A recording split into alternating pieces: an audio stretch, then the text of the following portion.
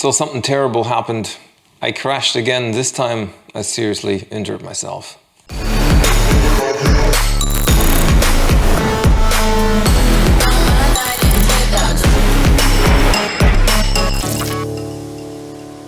What's up, my biker friends? Welcome back to another video. This is one of those videos I never wanted to make. As the title says, I crashed again, and this time I took some serious injuries away.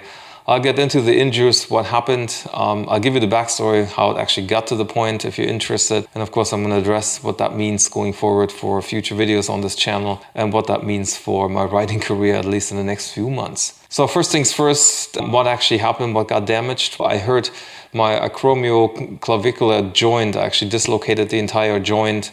All the tendons that are in there are completely ripped off. That's the part that had to get surgery. The surgery is now just over 2 weeks ago. Also, I broke 6 ribs and I had a slight puncture of my lung. There's some air in my thorax. That's usually not a good thing, but it wasn't enough that they had to do any further measures. That kind of went away by itself. So the things that are still bothering me are definitely the ribs. It's still very, very painful. When you have broken ribs, they heal by themselves most of the time. And also in my case, I'm not going to do anything here, but it hurts. It hurts quite a bit. And then after the surgery that I had on the shoulder, things are in place again. That gives the body time to actually heal now, which is good. But just the aftermath of a surgery is quite painful. The thing I didn't know is that there's so many nerves going through the shoulder area that it's very, very sensitive to pain, which I could tell now from my own experiences. I knew about the ribs, that's very painful. If you ever had, something hitting your ribs, or you've broken a rib or two, you know how painful it is. Breaking 6, I think we have 12 ribs in our body, so half of the ribs are broken. It hurts. It hurts quite a bit, especially at nighttime. So that also means I'm benched from motorcycle riding. Obviously, I can't be riding a bike for the next few months. I don't even know if I'll be able to ride a bike for this season. It kind of depends how things develop. At the moment, things are looking good. I can also expect full recovery from my injuries, which is also on the upside. Luckily, I didn't hurt my head, broke my skull open, or, hit my spine. Could have been any of those sort of irreversible damage, which I didn't have. I'm glad about that, but also I'm kind of sad that this actually happened the way it happened. So at the moment, I'm still battling the pain. I was almost for 2 weeks in the hospital, and then I was sent home, and pain was still, up until very recently, the major issue that I had. It's getting better during the daytime now. At nighttime is still pretty rough because I can only lay in one position and the pain is still there. And I'm trying to sort of get down from those pain medications. I had to take a lot of pain medications in the past 3 weeks. Obviously, that's not very good for you to take these for an extended period of time. So I'm trying to reduce the amount of painkillers and just kind of get through that pain. I know it's going to get better, but at the moment, the days still feel very, very long. So what happened? We were on a family vacation in South Tyrolia, which is northern part of Italy. In the mountains, a beautiful area. It's great for motorcycle riding too, but it's good for a family vacation. And we rented e-bikes. That was actually the second time that we rented e-bikes on this particular vacation. This time, we were taking the boys along, so it was kind of a family trip going up and down, nothing really difficult or complicated. We were done with riding for the day. It was really just going downhill and dropping the bikes off when the accident happened. We were on a forest road. The rest of the group was going down the hill. And my son and I, we just kind of hung back a bit and took our own time. And I went a bit slower, and I was trying to coach him through the downhill part of it, how to use his brake, how to place his body position so it's easier to ride downhill. And there were some other cyclists coming up the hill. So I was making room for them, merging behind my son.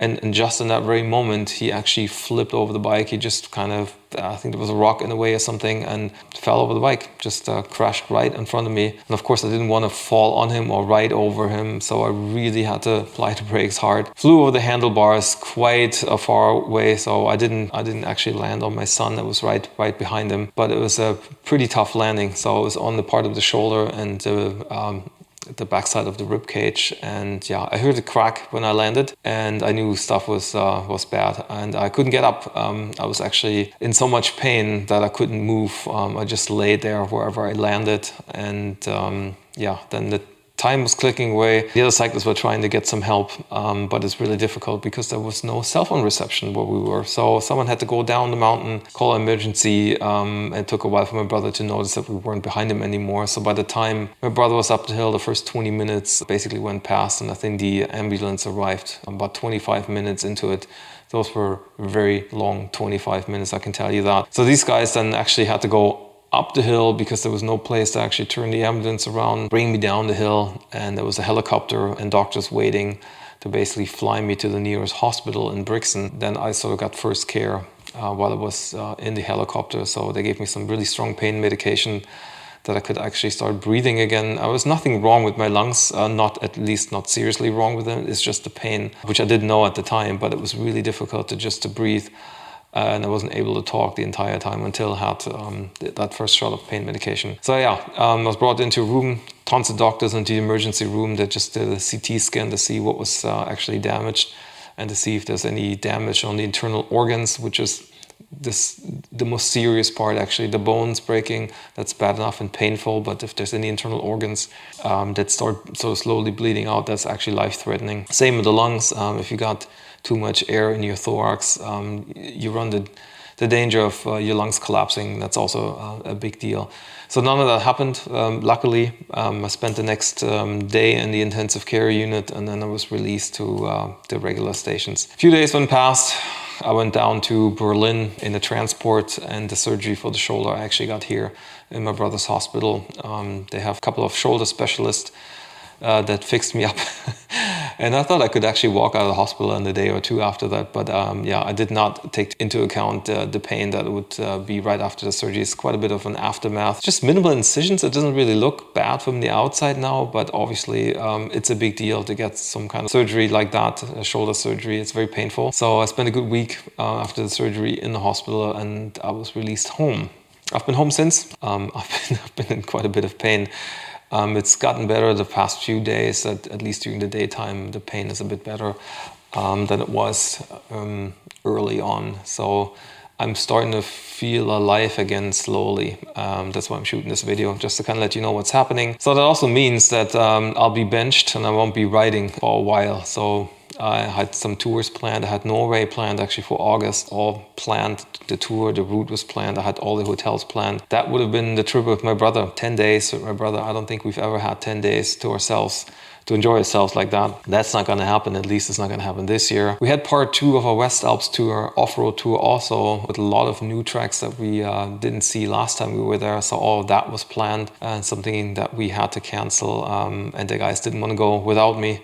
So we're going to postpone that to next year. Hopefully it's going to happen next year. The adventure ride competition with the Enduro Action team was also planned for September. I had to cancel that as well. And I don't know if I'll be able to ride again in October. We'll see. There's a good chance I won't be riding my motorcycle this season, which still kind of makes me sad thinking about it. This also means I'll be running out of material to shoot videos with, because if you've watched the channel for a while, a lot of the material that I sort of record throughout the summer and the motorcycle riding season is the material that I use to actually produce some of the sort of longer, more elaborate videos on travels with the motorcycle. So without that material, yeah, I don't know if I can keep up the weekly upload schedule. There's still videos coming up, and you've seen videos in the past. Those were pre-produced because I know I was going to be on vacation, but I'm running out of material at the moment. Anyway, I wanted to let you guys know what's happening, and yeah, there's a chance that I will have to slow down the amount of material I'm posting on this channel. Anyway, guys, I hope you're doing well. Thank you guys for watching. If you have comments, leave them in the comment section. Guys, make sure you stay healthy,